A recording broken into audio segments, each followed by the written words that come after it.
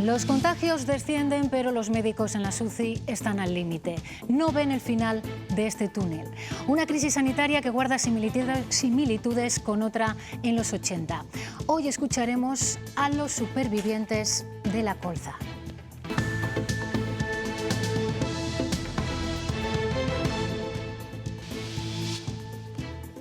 Fue también una crisis sanitaria con casi 25.000 fallecidos, la de la colza hace 40 años. Ellos sobrevivieron, pero con graves secuelas. Esta pandemia ha removido esos recuerdos. Entonces se sintieron como cifras. Y se han vuelto a escupir números de personas sufriendo a costa de política. Se ha vuelto a cometer el mismo error. Prácticamente no se investigó nada. Se nos trató de una neumonía atípica que llamaron.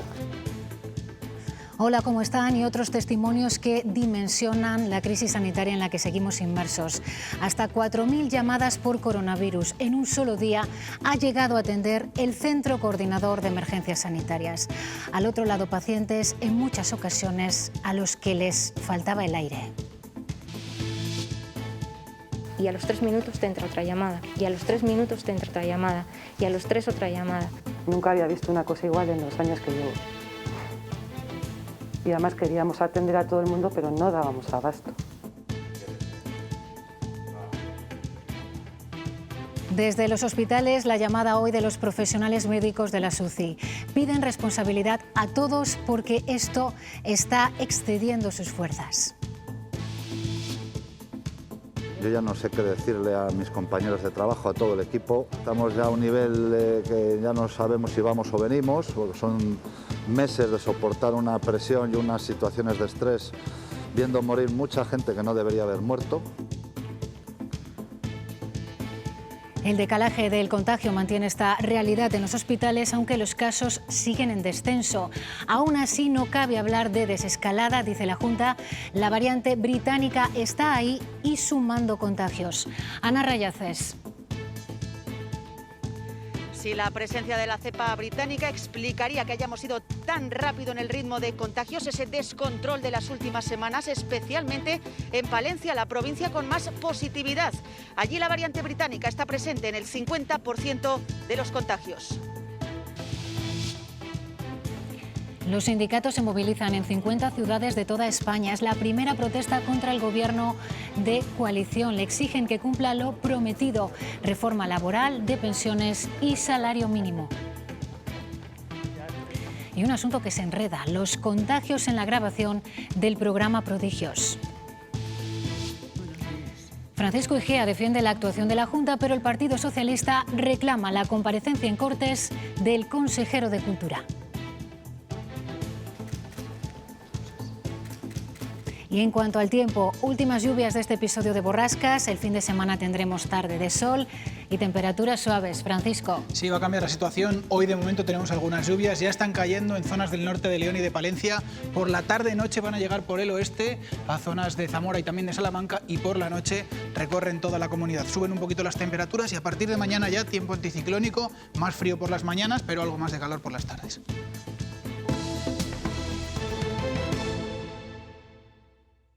Tenemos una enfermedad crónica, llevamos 40 años viviendo con la enfermedad y con mucho riesgo y con mucho miedo de cogerla, porque gente que la ha cogido, afectados del síndrome tóxico, la mayoría de ellos han quedado para allá. Y ves el periódico de cuando empezó el COVID y hay cosas que parece que es lo mismo, el mismo artículo.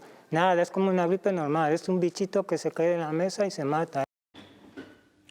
La crisis del coronavirus está haciendo revivir un calvario a los afectados por la intoxicación de aceite de colza adulterado.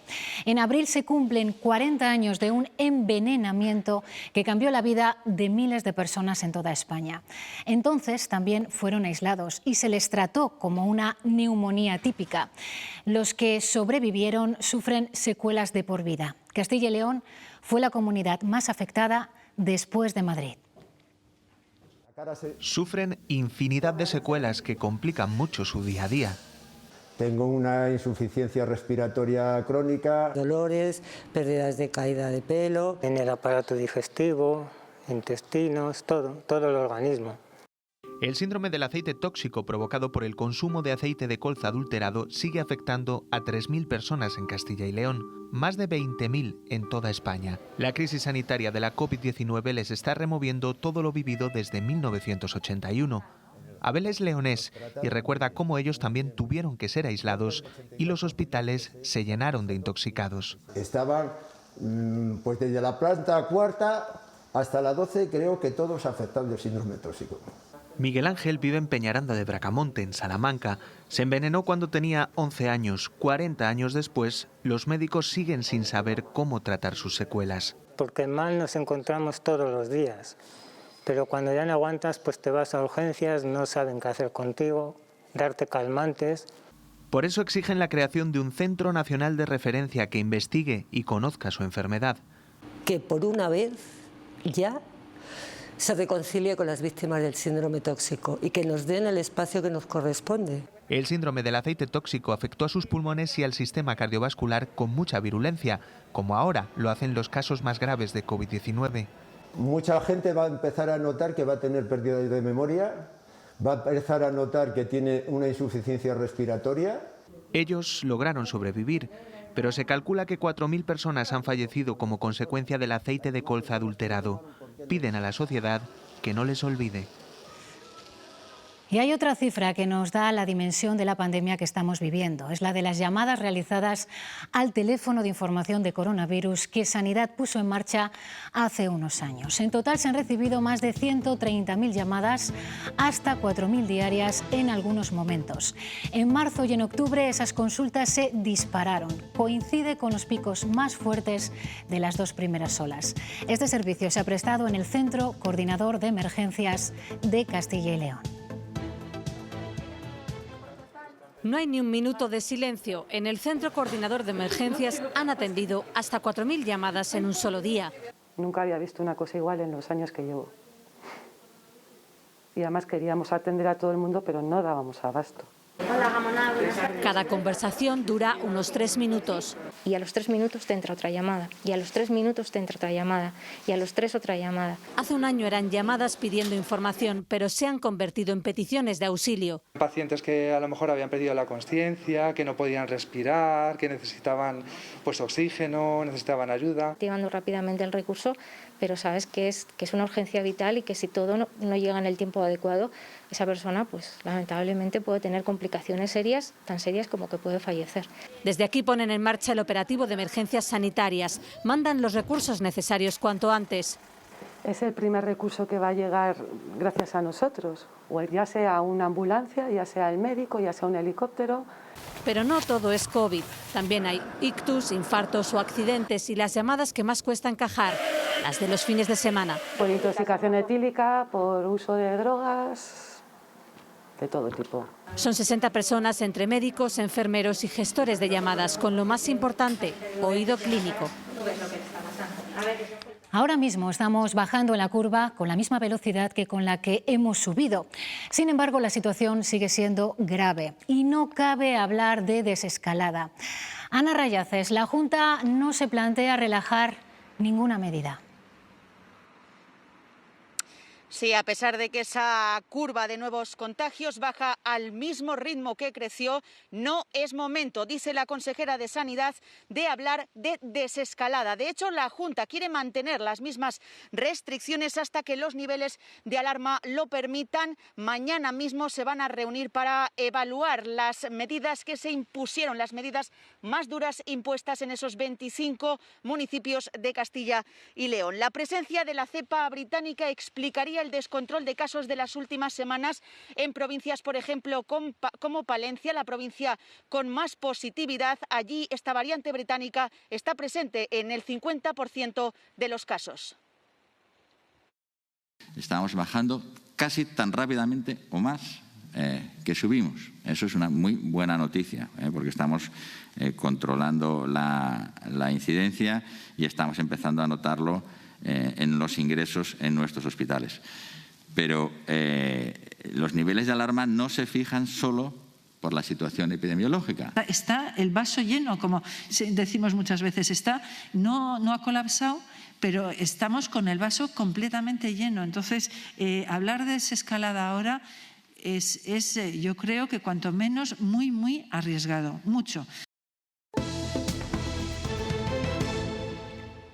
El COVID, como toda enfermedad nueva, no tiene un tratamiento específico. La investigación de un medicamento con células madre para pacientes graves ingresados en la UCI lleva firma de mujer y se está realizando en Valladolid.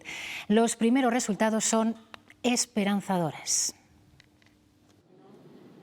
Este líquido contiene células madre. Son células que tienen potencial regenerativo y también potencial de regular las defensas del organismo.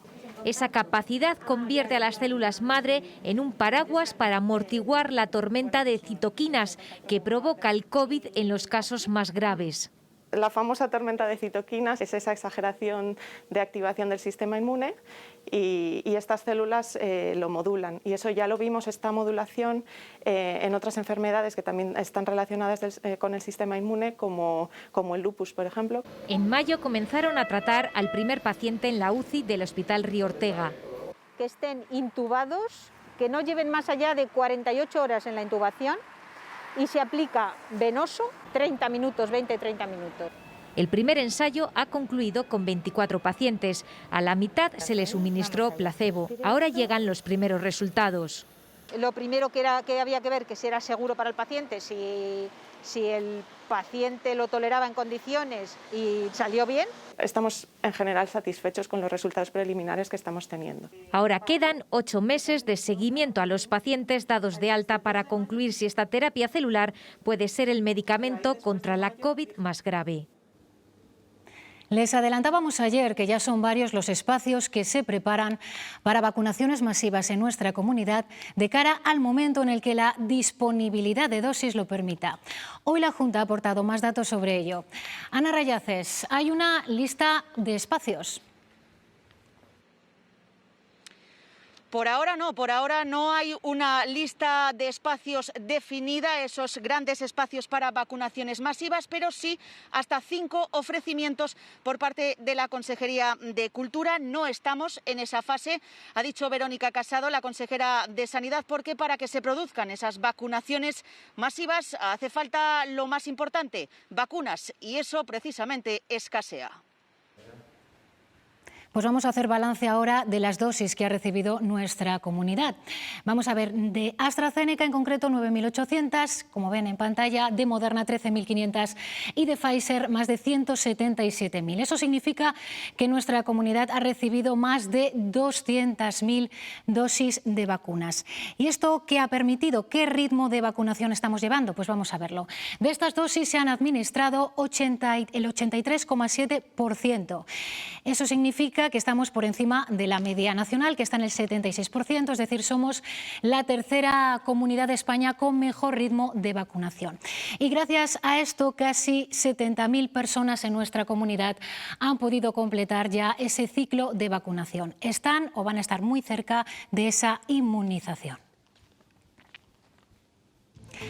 Y en el día de hoy hablamos de contagios, esos son los datos. Los contagios parecen estancarse en los últimos días. Hoy son 880 nuevos los notificados en las últimas 24 horas. En la línea de ayer, se recuerdan. Bajan los ingresados en UCI hasta los 309 y también desciende levemente la cifra de fallecidos, aunque esta siempre sigue siendo muy elevada. Son 27 más en hospitales y 1 en residencias. Pese al descenso de los contagios, la situación en las UCI sigue siendo extrema. Profesionales al límite de sus fuerzas y una realidad terrible. Así lo explica el jefe de la unidad de críticos del Hospital de Palencia. Yo ya no sé qué decirle a mis compañeros de trabajo, a todo el equipo. Los datos que se manejan, pues hablamos de que si estamos llegando al pico, llegamos al pico, pero llevamos llegando al pico 5 meses. Son meses de soportar una presión y unas situaciones de estrés, viendo morir mucha gente que no debería haber muerto, que eso es lo que hace esto terrible.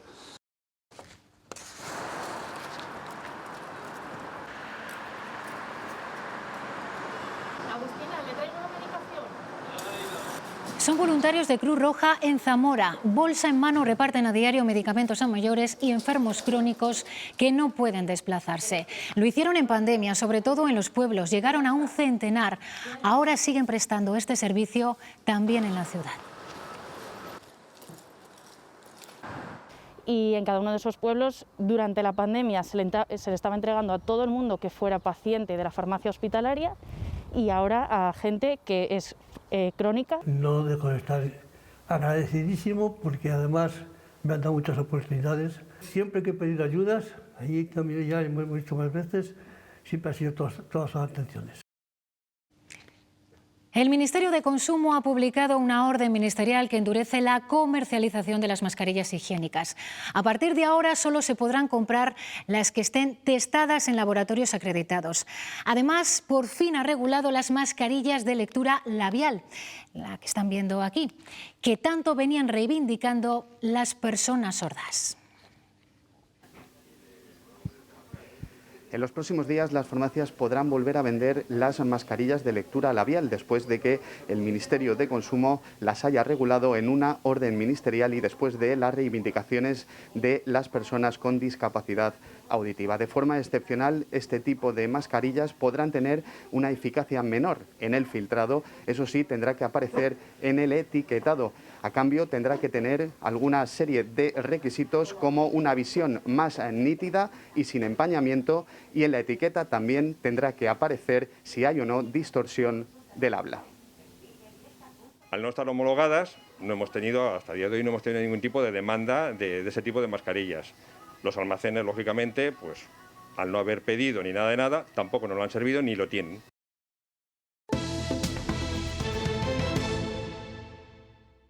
Toca empezar a abordar estos elementos con contundencia porque al fin y al cabo se trata de demandas que no solo son demandas sindicales. Los trabajos tienen que ser mucho más fijos, mucho más seguros. Esas medidas se concreten y no volvamos a repetir lo que pasó en 2008.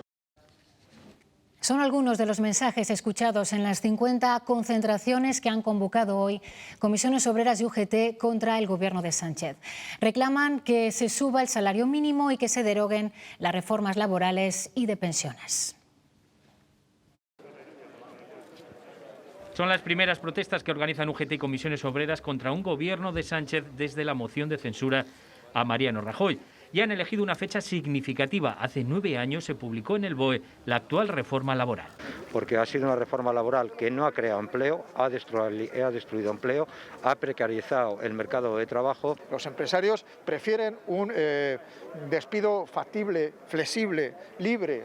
Y nosotros lo que queremos es un mercado de trabajo estable. De ahí el lema escogido. Ahora sí toca derogar la reforma laboral y la posterior de las pensiones.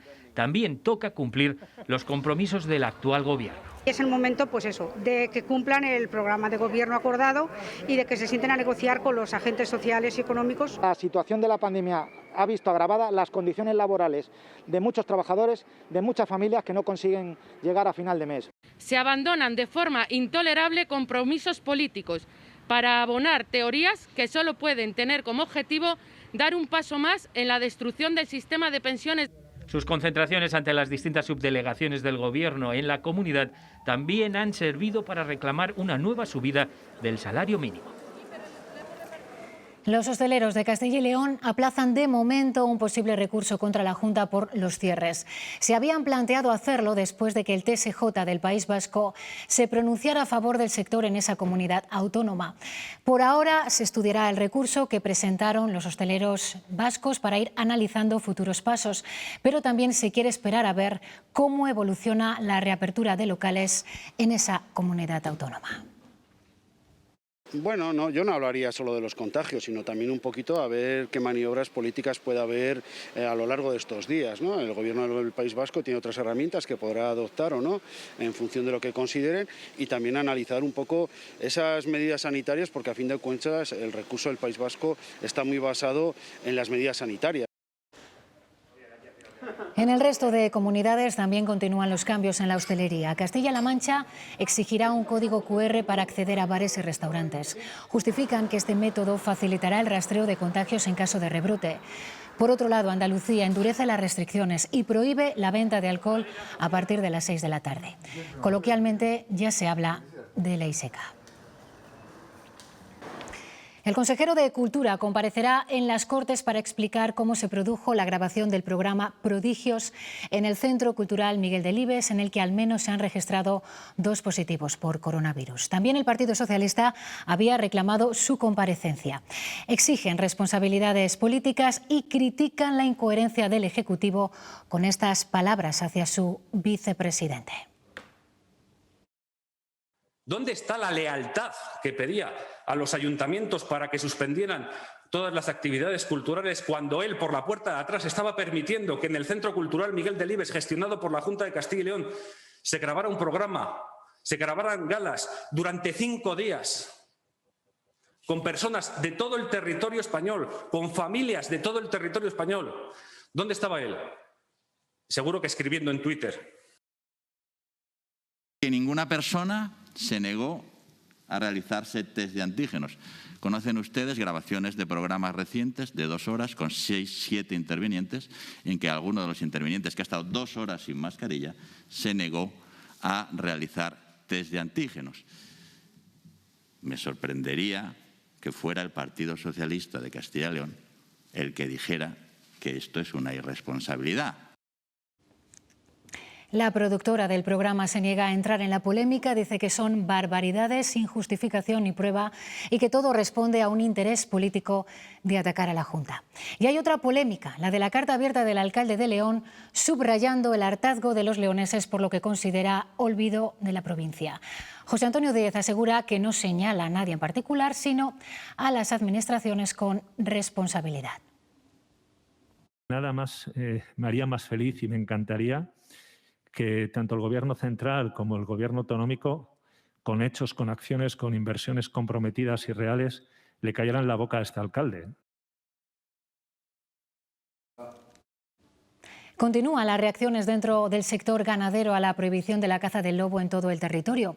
Las organizaciones agrarias critican al Gobierno porque aseguran quiere acabar con el mundo rural.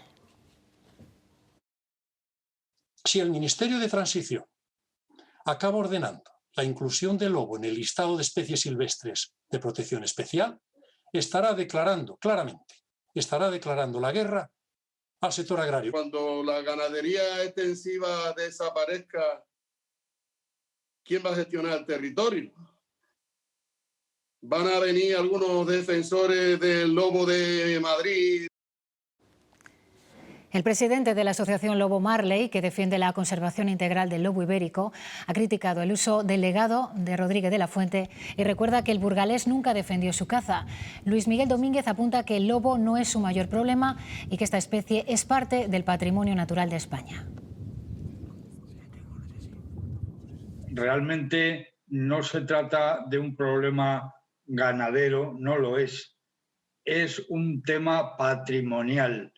Cualquier pastor serio no te va a decir jamás que el lobo es su gran problema.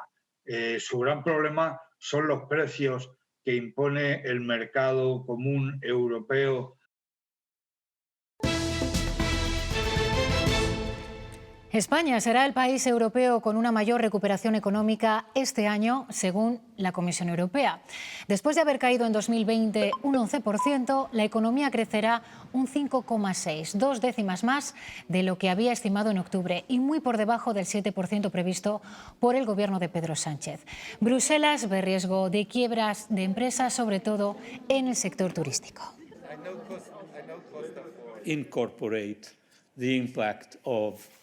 No hemos incorporado los efectos del plan de recuperación y resiliencia. Este plan está muy avanzado, los equipos ya están trabajando y ahora nos centramos en la reforma del mercado de trabajo y de las pensiones.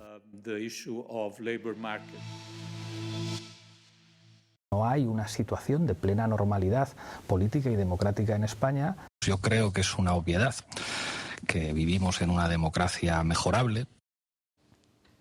Como acaban de escuchar, Pablo Iglesias insiste en sus polémicas afirmaciones sobre la calidad de la democracia española, aunque hoy ha introducido el matiz de que es mejorable.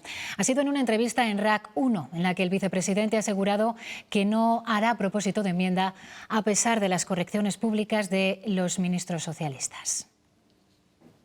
Y creo que lo que dije el otro día es una obviedad. Y el hecho de que moleste tanto, yo no sé qué impresión tienes tú, Jordi, es la mejor prueba de que es la puñetera verdad, porque si no, no les preocuparía tanto. Yo creo que no tiene nada que envidiar a ningún país del mundo y es más, es un ejemplo para muchos países del mundo.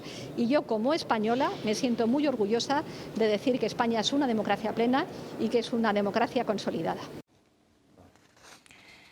Cerca de 200 políticos, intelectuales y académicos han suscrito este manifiesto pidiendo a Pedro Sánchez que destituya a Pablo Iglesias. Con el título César en la infamia, critican que el vicepresidente no solo no cree en la dignidad democrática de España, sino que además lo lanza al mundo, por lo que creen que no debe seguir en el gobierno.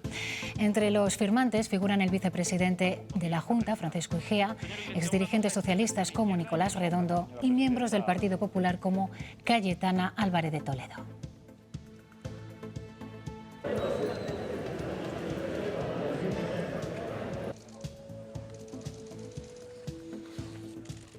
Y en Cataluña la polémica está en la nariz de Salvador Illa. Todos los partidos critican al candidato socialista por negarse a hacer una PCR antes de un debate.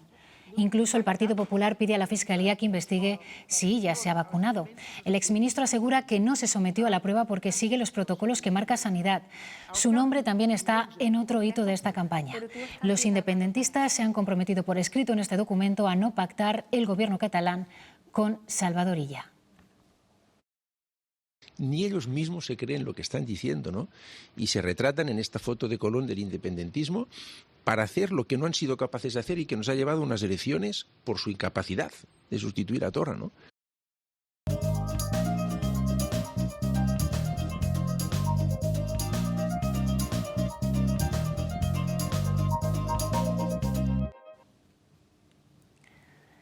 El coronavirus ha reducido a casi la mitad el transporte urbano. El número de viajeros descendió en España casi un 46%. Las restricciones de movilidad están detrás de esta cifra, que se repite en todos los medios de transporte, el aéreo, marítimo y ferroviario. Más acusado es el descenso, por ejemplo, del AVE, con un 66% menos de viajeros en 2020. También se ha resentido el transporte urbano. Durante el año pasado en Castilla y León hubo un 46% menos de viajeros. Somos la tercera comunidad autónoma con el mayor descenso, por detrás de Navarra y Andalucía. A pesar de las medidas de seguridad puestas en marcha a raíz de la pandemia, las restricciones horarias han provocado que cojamos menos el autobús para desplazarnos por la ciudad. Creo que hay más gente en horas puntas y menos gente de normal. Lo que sí que han hecho es poner refuerzo, entonces hay menos gente. No suele venir muy lleno. El Instituto Tecnológico de Castilla y León, con sede en Burgos, busca consumidores de cannabis, principalmente mujeres menores de 40 años, para participar en un estudio europeo. Los interesados se tendrán que enfrentar a una conducción como esta, conducción virtual en unos simuladores. Esas pruebas analizarán los comportamientos de los participantes y también medirán el estado emocional en el que se encuentran. Con todos esos datos se determinará hasta qué punto afecta el componente psicoactivo de la marihuana a la conducción. Que ya se sabe que afecta las capacidades de conducir, entonces bueno, este simulador nos permite pues poder explorar, ¿no?, e indagar un poco más en las causas y los efectos de ese consumo en un entorno seguro, ¿no? Éxito de un grupo de investigadores del Centro del Cáncer de Salamanca. Han descubierto un modelo de pronóstico fiable para saber la evolución de los pacientes de mastocitosis. Es un grupo de enfermedades raras que puede tener una evolución muy distinta. Puede ser casi asintomática o, por el contrario, resultar mortal. Este método, cuya técnica se puede aplicar en cualquier laboratorio del mundo, se ha conseguido tras analizar 1.200 muestras y será de gran ayuda para los médicos. Anticipar el tratamiento en estos individuos que tienen formas aparentemente benignas pero alto riesgo de progresar. para evitar precisamente la progresión, que una vez que progresa es mucho más difícil el controlar la enfermedad. Los servicios de emergencias triplicaron su plantilla en 2020 por el espectacular aumento de trabajo generado por la pandemia. En cifras, el 112 gestionó casi 1 millón de llamadas y más de 300.000 emergencias. También repuntaron las consultas médicas, de 9.000 en 2019 a 32.000 el año pasado. En contraposición, disminuyó el número de accidentes de tráfico.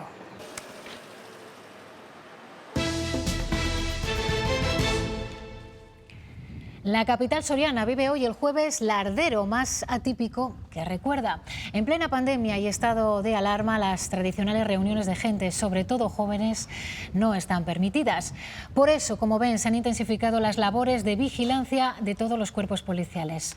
Un operativo al que se ha incorporado también un dron de los bomberos. Para ver si hay aglomeración de gente, para dar recomendación, porque lleva un altavoz de usar mascarilla, no usar mascarilla, no estar mucha gente junta, pero que tenemos previsto y organizado la supuesta, y esperemos que no pase, desaparición de una persona. Uno de los planteamientos que nos puede dar el jueves lardero es que lleguen a las 8 de la noche y un grupo de amigos diga pues no ha llegado, no es que haya desaparecido, sino que no ha aparecido. La Caja de las Letras del Instituto Cervantes protege desde hoy la huella del trabajo de Severo Ochoa. La cápsula del tiempo de los notables de la cultura hispánica salvaguardará escritos como el cuaderno experimental en el que plasmó los avances científicos que le llevaron a ganar el Premio Nobel de Medicina en 1959.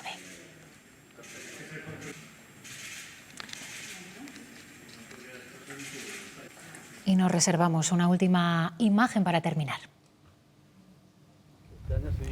Este es el río Esgueva. A su paso por Villanueva de los Infantes, en Valladolid, se había desbordado hace 2 semanas y ha vuelto a ocurrir. El caudal ha subido 1 metro por encima del nivel habitual. Se han inundado los campos de cultivo del entorno. Luego Francisco les dará todos los detalles de cómo va a seguir el tiempo. Ahora los deportes y más información a las 8:30. Nos vemos mañana. Feliz tarde. Adiós.